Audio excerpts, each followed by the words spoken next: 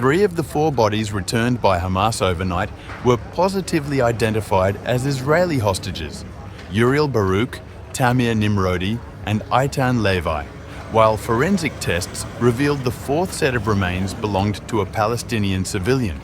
prolonging anguish for families whose loved ones remain unaccounted for. Under the ceasefire terms, all remaining hostages, alive and deceased, were to be handed over within 72 hours, yet only 8 of 28 dead captives have been returned, prompting Israel to restrict humanitarian aid by limiting Gaza crossings to 300 aid trucks daily and suspending fuel deliveries except for critical infrastructure needs. President Trump announced Phase 2 of the Gaza ceasefire deal has begun, but offered no details.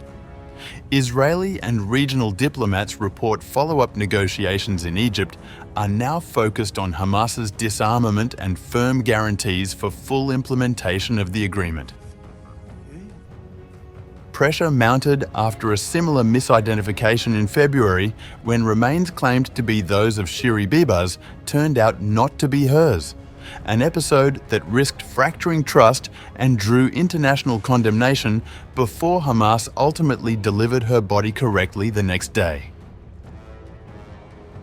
With Rafah still closed and talks stalled over governance and arms surrender,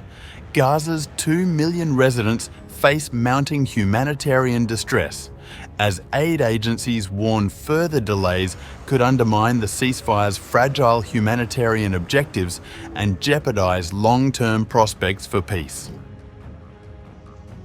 Families of the remaining hostages gathered outside the Forensic Medicine Institute in Jerusalem, holding photos of their loved ones and pleading for transparency, as relatives described sleepless nights and desperate hope that more bodies and any surviving captives will soon be returned under the US brokered deal.